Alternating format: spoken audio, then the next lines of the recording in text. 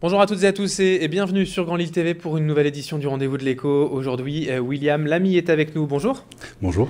Vous êtes le directeur de la radio Métropolis, la radio du Grand Lille, bien connue forcément sur la métropole lilloise. Alors déjà, est-ce que vous pourriez rappeler un petit peu le concept aujourd'hui de la radio Métropolis ? Je crois qu'avant toute chose, je pense qu'il me semble important de préciser auprès de nos téléspectateurs que lorsque nous parlons de Radio Métropolis, nous parlons d'une radio qui, de 1991 à 2009, s'appelait Rock FM. Peu de personnes encore aujourd'hui le savent suffisamment. Ce changement de nom, pourquoi avoir être passé de Rock FM qui était bien installé, bien connu ? Écoutez, tout simplement parce qu'on a voulu sortir d'une certaine forme d'ambiguïté qu'il y avait à travers la sonorité rock FM. Certains auditeurs pouvaient y trouver la promesse de pouvoir y écouter des titres musicaux de style rock and roll, style musical que nous ne diffusons pas du tout. Donc on a voulu sortir de cela. Et puis, deuxième raison peut-être, c'est que la marque Rock FM était peut-être quelque peu vieillissante. Donc pour assurer l'avenir, pour une radio qui diffuse principalement sur un bassin de population situé sur la métropole lilloise, Métropolis nous a semblé mieux adapté. Ça n'a pas été compliqué au niveau de la notoriété, en tout cas pour les auditeurs entre guillemets historiques, de changer de nom ? Développer une nouvelle marque, c'est toujours compliqué parce que ça nous oblige à mieux communiquer, à faire savoir que cette radio qu'ils écoutaient est devenue Métropolis. Parce qu'il faut savoir que le nom a changé, mais le programme, les animateurs, l'équipe n'a pas changé. C'est la même radio. Seule l'appellation a changé. Alors comment on pourrait la définir cette radio aujourd'hui en termes de style, d'animation musicale ? Métropolis, c'est une radio qui propose de la musique. On dit l'essentiel des hits des années 80 à aujourd'hui. Donc c'est un grand écart. Des années 80 aujourd'hui, ça représente plusieurs décennies. C'est un enjeu. Certaines radios concurrentes se cantonnent à jouer des titres passés, d'autres se situent dans l'actualité. Nous, on essaie de relever le défi de faire le lien, en fait, entre ces années 80, 90, 2000 et aujourd'hui.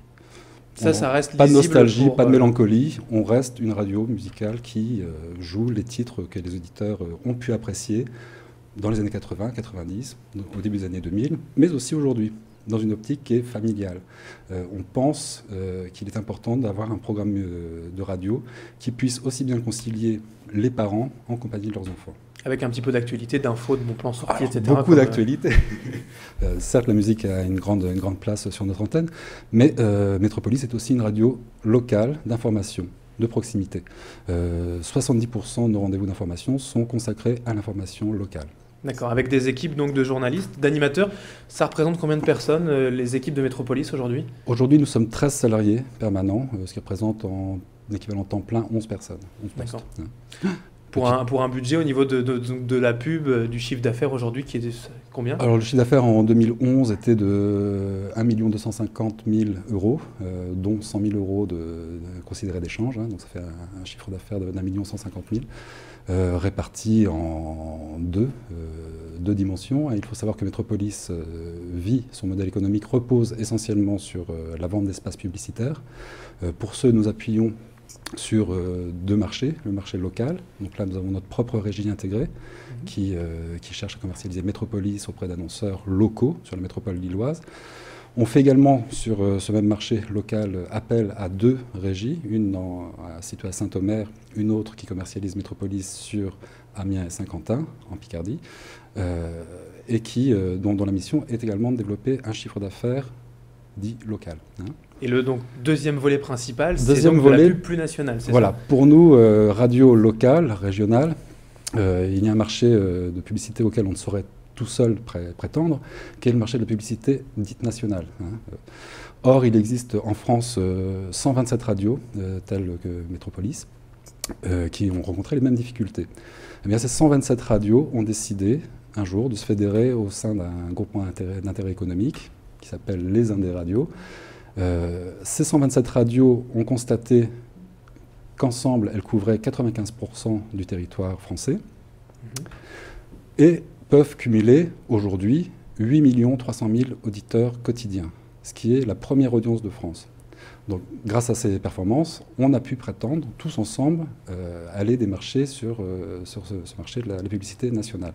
La commercialisation de ces 127 radios a été confiée à une régie qui s'appelle TF1 Publicité. D'accord. Alors pour le développement, on a compris, il y a les fréquences donc dans la métropole lilloise, dans l'Audomarois, en Picardie.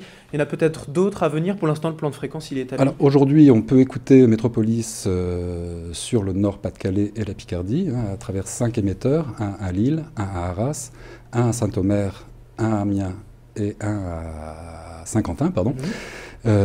Aujourd'hui, le plan de fréquence est bloqué. C'est-à-dire que depuis quelques années, finalement, toutes les fréquences possibles physiquement d'être attribuées ont été déjà distribuées par le CSA. Donc on a peu d'espoir aujourd'hui de pouvoir obtenir de nouvelles fréquences, sauf en cas d'une radio qui se désiste, qui rendrait sa fréquence. Donc aujourd'hui, ça n'est pas une réelle perspective.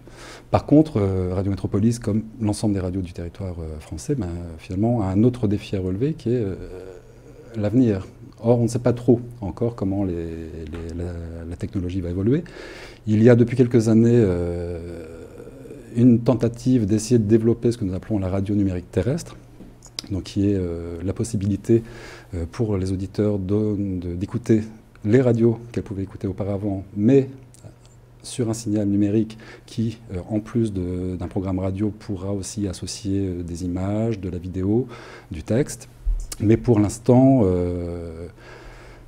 ça reste toujours assez compliqué. Ça reste encore assez compliqué. On a peut-être espoir de voir se développer cette radio numérique terrestre à la fin de l'année 2012. On verra.